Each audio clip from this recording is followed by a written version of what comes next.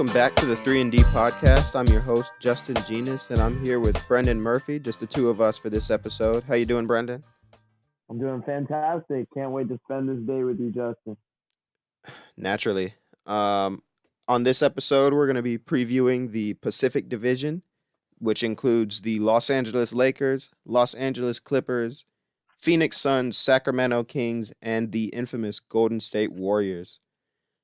Probably the most dominant team, probably in modern league history.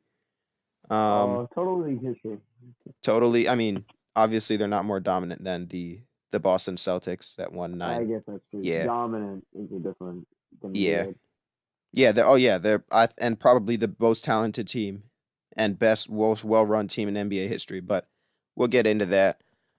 Today we're going to be discussing the potential for Jimmy Butler to get traded to this division. We'll discuss LeBron, obviously, and Cousins being added to the Warriors and the Lakers and the Warriors, respectively, and the wealth of young talent that we see in Phoenix and Sacramento, and which of those teams will be most competitive going forward. But to start out, Jimmy Butler, the Jimmy Butler issue is one that's constantly evolving. It's a pretty, I would say, volatile situation. So, Brendan, how likely do you think it is? How likely do you think it is that Jimmy Butler's trade request will have an impact on the Pacific Division this year? Well, I think it has to have at least an impact. Because if he stays, obviously his play is impacted, and if he goes away, the team is impacted. I don't think the Timberwolves can really win right now. But do you think how likely his request, according to Woj, was Clippers before Monday, the 24th? Well, to me, the Clippers are really up in the air right now, their record. If they don't manage to get Jimmy Butler, it's very possible that they're at the very bottom of that division and maybe even below the Suns and the Kings, which is really hard to imagine. Lou Williams, of course, had a great year last year, but he's getting older. He's one of the oldest good players in the league. He's looking at 32, 33 years old, and he's probably going to start declining. Had a great year last year, but I don't think he can really match that again. They really don't have enough guys on that team that are going to perform. And I think it's worth noting they do have Tobias Harris, who had who averaged nearly 20 points a game, and he came over in the Blake Griffin trade. Do you think it's possible that they keep Tobias Harris in a trade with the Timberwolves, or is that out of the question? If you were the Timberwolves, would Tobias Harris be a trade without Tobias Harris be a non-starter? I think it wouldn't happen unless Tobias is in there, because you look at what the Clippers have to offer. It's talented old players and untalented young players. I mean, it's really a tough mismatch there. And really, even with Jimmy Butler, what are they competing for? Playing. I know divisions in basketball are not super significant, but playing the Warriors 4 times in the year and playing the Lakers 4 times in the year, that's 8 losses right there. And if you're looking at finishing maybe 3rd in the division and probably not making the playoffs whatsoever in the West. And if you are, you're playing a 1 seed in the first round. So yeah, I don't really like their chances. And frankly, I think the Clippers need to draft somebody of significance, or they need to get a free agent at the same time. But I don't think one piece is going to be enough, especially not in today's NBA. Well, but we'll discuss Jimmy Butler more on our Northwest preview. But I do want to close this topic with this: how much stock would you put in the fact that Kawhi is rumored to be wanting to go to the Clippers? He wants to be in Los Angeles one way or another. Would Jimmy Butler being in Los Angeles make the Clippers the number 1 destination for Kawhi, do you think? Well, I believe right now that if Jimmy Butler and Kawhi are on the same team, the team is better than LeBron and whoever they have now. That team is elite. I mean, to me, that's a combination where you can never have too much defense. And now Jimmy Butler has just built this offense that may even be better than his defense. It's insane. Probably the 2 best 2-way players in the league. I like Jimmy Butler over Paul George just slightly.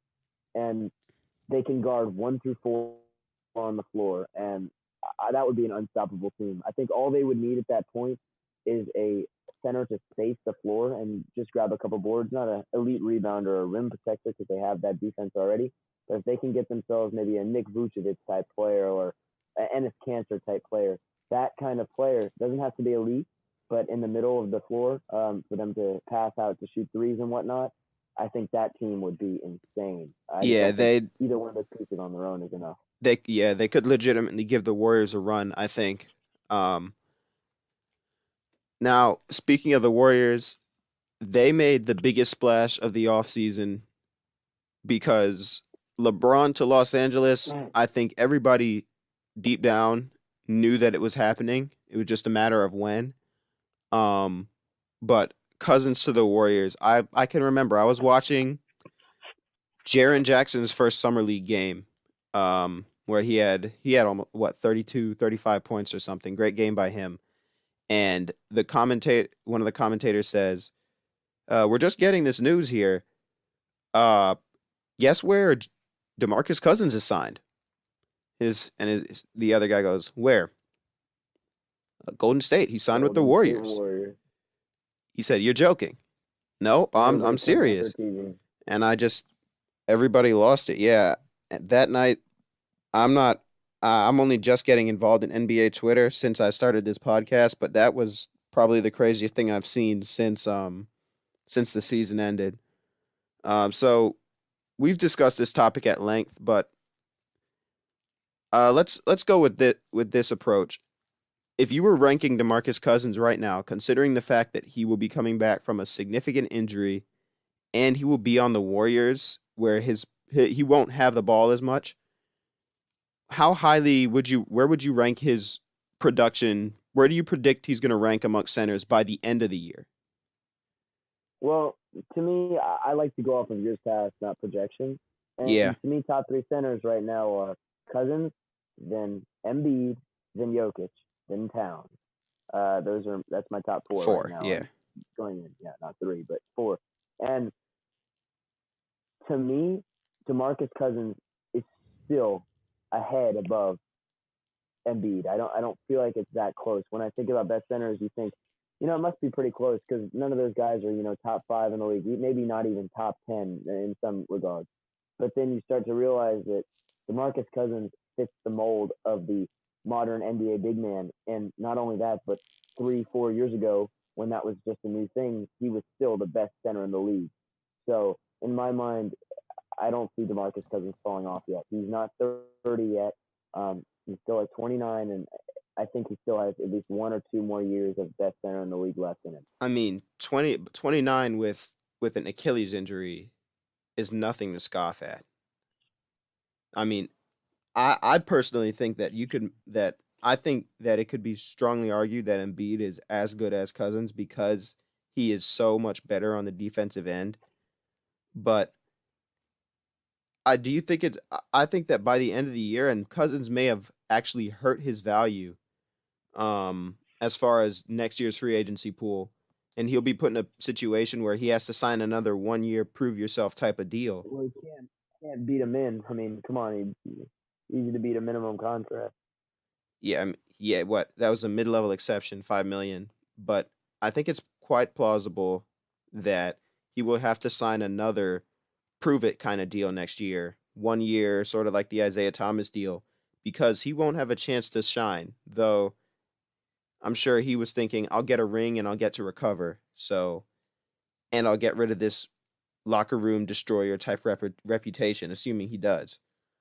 Assuming he But to doesn't me, wreck anything there. I still would rather have a player like that than someone like Kawhi who may me at all. Come again? That attitude.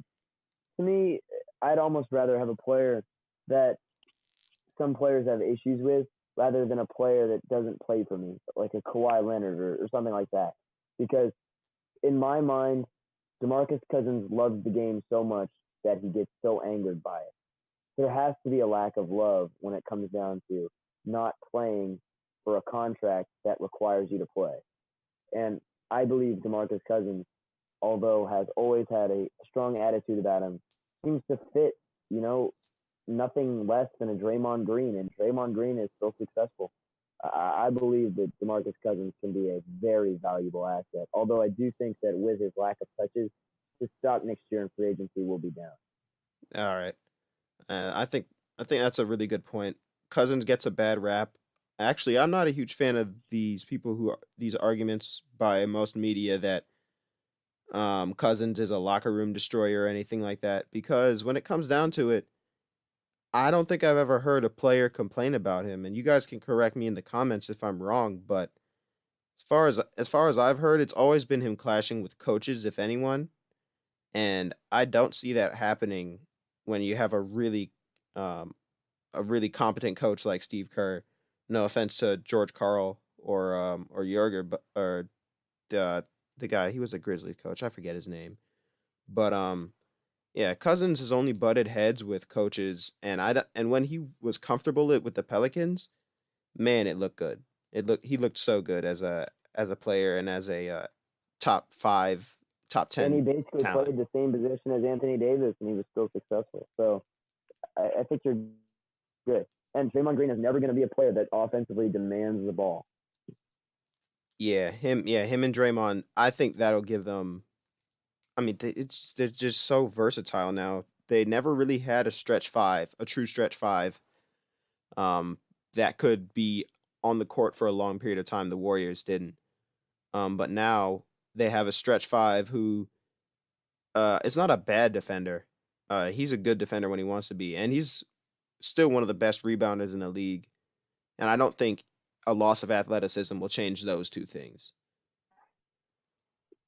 Well, Um, mm, one thing about DeMarcus Cousins is it's really not like his game isn't built on defensive prowess or even really rebounding, and certainly not athletic dunks or anything like that. I mean, he's a post scorer, probably second only to Jokic. He's an all around scoring big man. And the thing about scoring in the league when you're already 7 feet tall is that you don't need to jump much. And so with somebody like Jokic who just had like 4 dunks last season and was so successful in the paint, I look for DeMarcus Cousins to fill a similar mold, and I think he's fully capable of doing so. right. Well, let's move on to the other competitive team in the division. Obviously, the Bronze The Lakers. King. Oh, I don't think you'll be hearing the Kings as competitive anytime soon, but about the King, Bagley. but the Kings Lakers should be very competitive this year. I think we did this on a previous episode, but can we just dismiss the notion that they won't be making the playoffs? Because that to me is just ridiculous. It's ridiculous. It really is ridiculous, and it's going to be that team right now is better than the Cavs were last year, in my opinion. I think piece wise, you have a bunch of unselfish guys that can do a lot of things.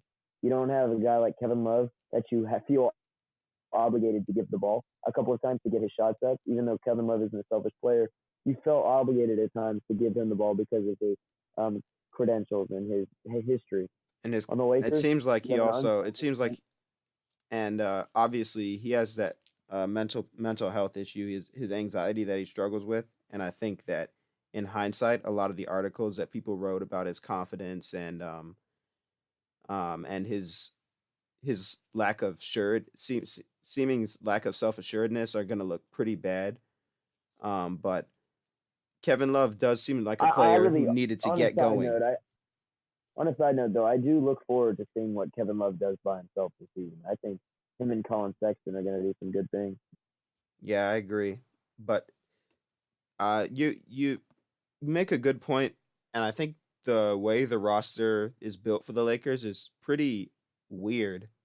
Most people were expecting Paul George or another superstar, Kawhi even, to come along with LeBron, and that didn't quite pan out. No No Cousins, one came. no one came there, and now you have a bunch of guys on essentially prove it deals. I keep using the term. That's a 1 year deal. You don't get paid as much as you probably could, but Well, the Rondo, most impressive part of that season last year to me was Brandon Ingram. I really wasn't a fan of Brandon Ingram coming out of college. I didn't think he could contribute. I watched a lot of the Duke games where he didn't seem to do much. And last year he just stepped up in every way. I mean, every single way he got better. Yeah, And to he averaged me, he 16 a can't game. get worse. Yeah, he's a good playmaker. I think that playing alongside Josh LeBron Hart will is an accentuate his underrated talent. shooter. You've got, a rising point guard at least. I almost would like to see, what you could run maybe with Alonzo and Rondo backcourt. Uh, Put Josh Hart at the three and then put Brandon Ingram at the four and play LeBron at center. I mean, I know that's a crazy lineup, but no, I yeah, actually feel like that kind of lineup would work. I totally disagree. I mean, I, I mean, on it, I don't understand unless Lonzo's shot is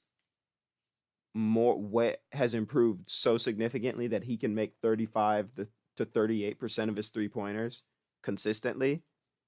I don't see how that could work. I do like the idea of having four playmakers on the floor at one time because Ingram is an underrated passer. Obviously, LeBron's one of the top passers of all time. Rondo's vision is can never be questioned, and Lonzo's I think a top five passer or top 10 passer in the league already. But I don't see where Behind you TJ get the McConnell. okay. But I don't see where you could get. I don't see where you get the shooting that would be necessary to compete. I think that'd be a pretty stout lineup defensively, even. But who would you? All I I mean, know who is would you be running that I against? would The love to Warriors, see a maybe. lineup. I would love to see a lineup where LeBron plays center. I would love Yes, to see that. yes. We know. I know you love the idea of LeBron at center, and I think he could do it. But I I don't think think that's the LeBron will configuration I murder would people if he use. plays center. I think a more likely combination, and I think and I'm certain you'll see this one this year, is Lonzo at the point with Hart, Ingram, and Kuzma playing the 1 through 4, and LeBron at center. I think that is a lineup that you could really see get a lot of minutes if Kuzma and Ingram step up defensively this year, take a step forward. Then you've got some shooting, you've got a couple creators, and two of the league's best passers on the floor at one time. That's a lineup obviously is not ready to compete with the Warriors' death lineup yet, but in a year or two down the line, that's assuming there's no other superstar there, that's going to be one of the most dangerous lineups to watch in the league. Um, Especially with the pace of play, the Lakers played at the highest pace of any team in the league last year. Especially if Bronny James is there. Come on now, Bronny won't be on the Lakers until actually, interestingly enough, LeBron's contract expires.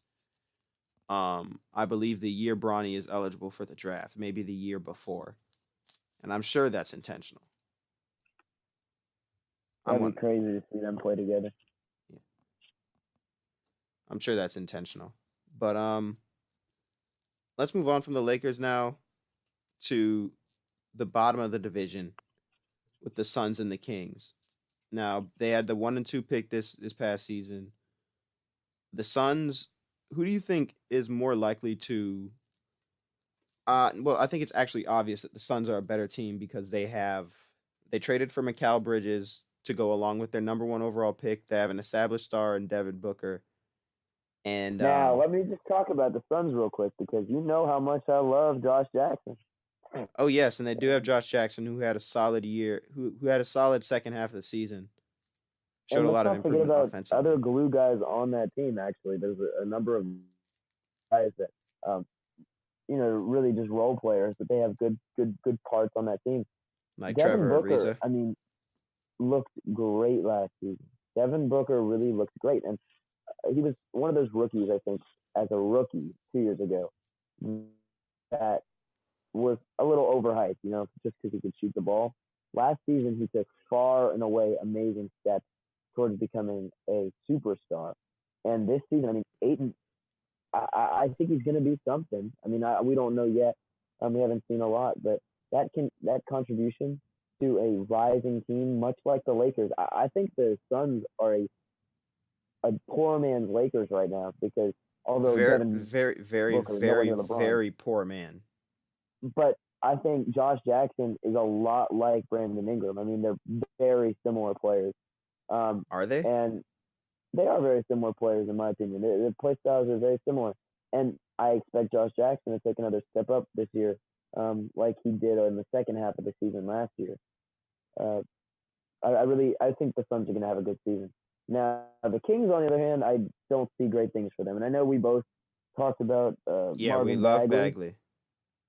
but I don't see De'Aaron Fox.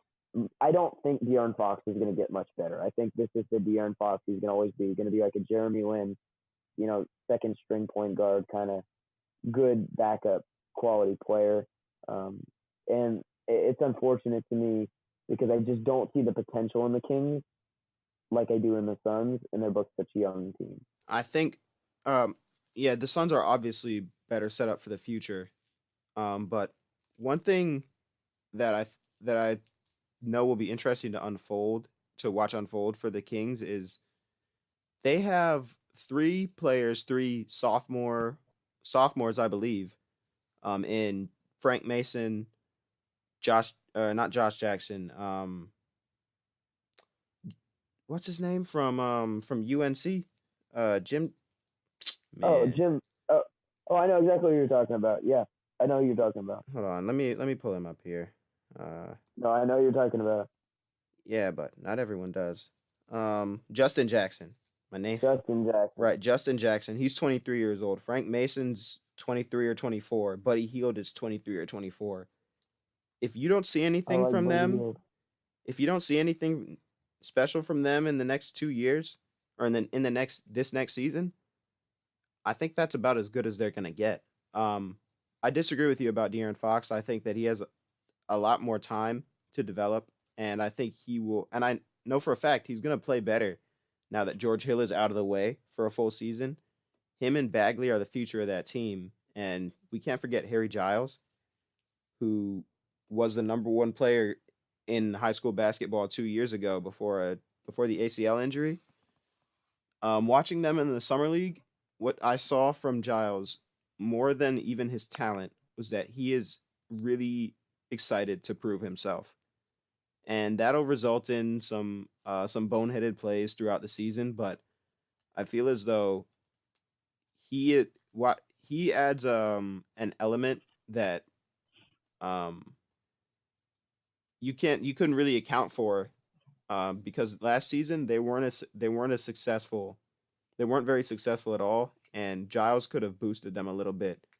Now, having come in with that Sixers style year redshirting with the injury, I know that Giles will be raring to go, and I think he will. I don't think he'll push for Rookie of the Year because there's so many talented big men, including Marvin Bagley himself. But he excites me. I think he'll be an interesting player to watch. Um, the Suns, as far as the Suns, do you think Devin Booker's hand injury? I think he has a hand injury. He'll be missing some of the early season. Do you think that will set the Suns back at all this year, Well, I mean, it as far as obviously will. chemistry? Well, maybe not chemistry. Well, it can't help, but their record is going to suffer early on. I mean, they're not going to be a great team either way. But to me, I feel as though with Booker being out any amount of time, I mean, you lose your best player, and maybe it'll be something like the Wizards last year with John Wall. But then again, Bradley Beal stepped up, and he was almost as good anyway, if not as good. And the Suns don't have that guy unless Ayton comes out of nowhere. So I think it will hurt them. I don't see them making the playoffs, but I see them as a fun team to watch. And I know we throw that term around a lot, and that essentially just means shoots threes and or dunks the ball. Right. But really, the Suns to me are a young team. We say that a lot too. That has the athleticism, the shooting, and the potential to be very good. Uh, but at some point, they're going to have to just get lucky, draft a superstar, and or pick up a free agent. And unfortunately, Phoenix doesn't exactly attract many free agents. So I kind of think they're going to be stuck this way for quite some time. All right. Well, to close the episode out, as we do with all these division previews, let's rank the teams and choose our division MVP. Um, this is based on regular season record, by the way. Who do you think in the Pacific Division will have the best regular season record, Brendan? And I The think this is going to Warriors. be a tough. Oh, really? That quick? It's not tough. It's not tough at all. Not even a The little bit. one thing about the Warriors that I've noticed is they play extraordinary in the regular season and play almost as extraordinary in the postseason.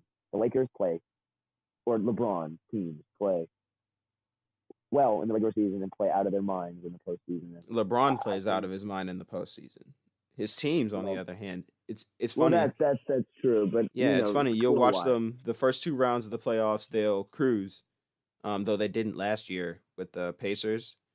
Um, you'll watch them cruise through a round or two usually, and then really hit a I do wall. say though, the Warriors will win fewer games this year than last year. I say they win 62 games. 62. How many did they win last year? I think it was 65, 67, 60. Yeah, No, I 65, I think believe. that I no, because the Rockets had the best record last year. Um, I think it was 65. I mean, I could be wrong. yeah, it's possible, but it's neither here. Actually, they only won 58 games because you know Oh, what happened? Curry went down. Clay went down. They sort of just they were sort of shaky going into the playoff last year. But well, I don't really see him losing uh, less than. I don't see him losing more than that, really. yeah, But it's I not. expect to see them around that 57, 58 mark again. Yeah, I don't think they'll play as well. there's nothing about the regular season, I think, to excite the Warriors. Um, they know that when it comes down to it, what matters for them is rings, and the only interesting thing about the regular season for them will be seeing when DeMarcus Cousins gets back and how he gels with them. But it'll be interesting because come playoff time, you'll have this new weapon, this barely used weapon that will be almost impossible to game plan for. And the Warriors were already unstoppable. So, I hmm? want to see who wins MVP this year. I really want to see who wins MVP this year.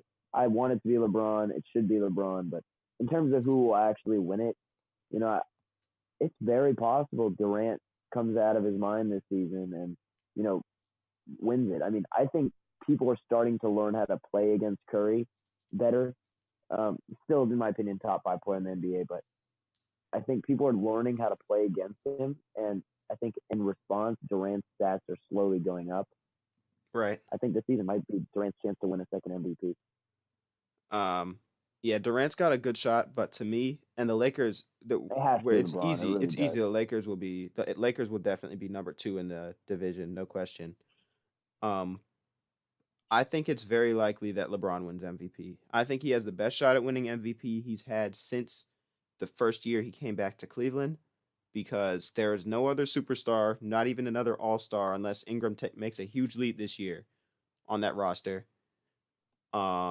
And LeBron has got all the attention of media from every aspect of his life is focused on him. And I think that, or every aspect of his life is being examined by not just sports media, by the world. And for LeBron to be who's known as the best player in the league right now, to win MVP would be a huge boost for the league as far as ratings. And he has the opportunity. And I think also what being in the West Conference would do for him will make him try harder in the regular season. The Lakers don't, while it's a given that they'll make the playoffs, they can't exactly coast because there's too much competition. There's not, and I don't think they have time to just flip a switch. LeBron will have time to try and Well, flip a you're going to switch. see the final four seeds in the West, and actually final probably six seeds in the West within 5 games of each other. I mean, it's very likely. So Yeah. you're not So going to have it's a lot of room for error outside of that top spot.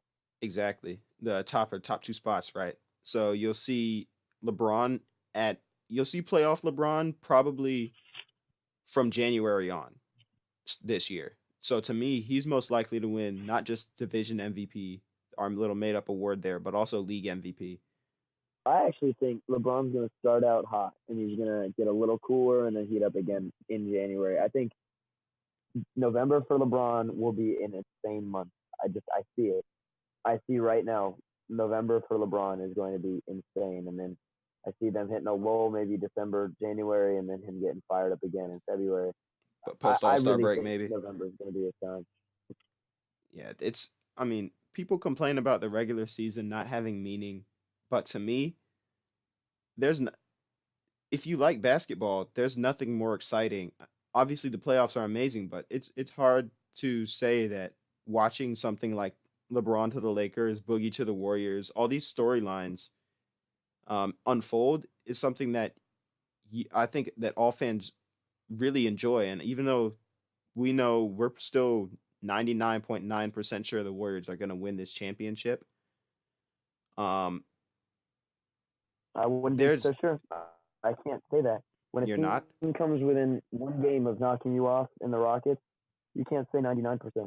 Well, then, well, I mean, they knocked off the Warriors without Cousins. They almost knocked out the Warriors without Cousins. Now the Warriors have Cousins, and the Rockets we think got worse. I'm a guy who doesn't look towards the future. I look at what's happened, and to me, the Rockets have a good chance. I think it's 70% to 30% right now. I think the Rockets have a very good chance. Although James Harden's not getting any younger. I mean, that's a fair statement, and neither is Chris Paul. So that team needs to gel now. This is their year. If they want it, it's this year or never. Yeah, well, I'm betting. I think the safest bet is definitely never. Oh, of course, for them. it's the Warriors. But No. these last three teams. Gonna be the Warriors. Let's before we get off even more off track, let's get to these last three teams here. So, final answer, yes or no? Will Jimmy Butler be on the Clippers before the end of the season? I don't think so. I don't think players get their way like that nowadays. I don't think so. And honestly, at this point, his trade value is getting lower and lower. I'd keep him on the team, and I'd make a push. You know, right now you have one threat: the Warriors, and it's you. Talent-wise, that team is better than the Lakers. Which team? Most likely. The Timberwolves? Yeah, the Timberwolves. If they want it, they can have it. They just need to establish themselves. Right. So, talent-wise, I think they truly are better than the Lakers. Yeah, and if you're saying that, then you're assuming Clippers will be last in the division, or do you think that they can? I think they can manage to beat the Kings out. Do you think the Suns will take third in this one? I think the Suns will take third. Although, I mean, I've been wrong about the Suns before. I just don't see the Clippers being competitive. I don't. I see very little talent rising up for that team.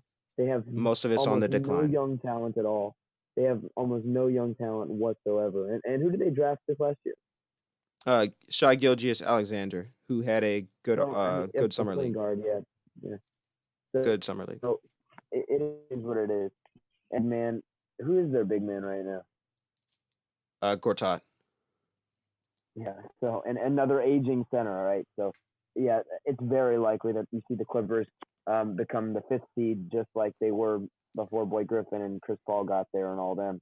And that's really a shame for Clippers fans because, you know, you had a bleak period of time where you thought you were going to do something and you never really did, and now you've wasted it. Yeah. If their management could swing a trade for Jimmy Butler without giving up Tobias Harris, then that'd be amazing, and they'd probably shoot right to third in the division. But until then, I don't think we're Tobias seeing. Harris as a he'll have a good year. Most improved? Yeah, that's likely actually. If the team if the team is even slightly competitive, then he'll be in the running. But with all that being said, thank you all so much for listening. Brendan, thanks for being on. Of course. Let us know who you guys think will be the best team in the. Or I don't think there's any doubt, but find something to discuss about the Pacific. Who do you think will be? Yeah, who do you think will be the worst, and how? What do you think the Lakers' record will be? I think that's an interesting question. Thank you all so much for listening. Again, the audio is. I'm getting a legitimate Yeti mic tomorrow, as of the day I'm recording this.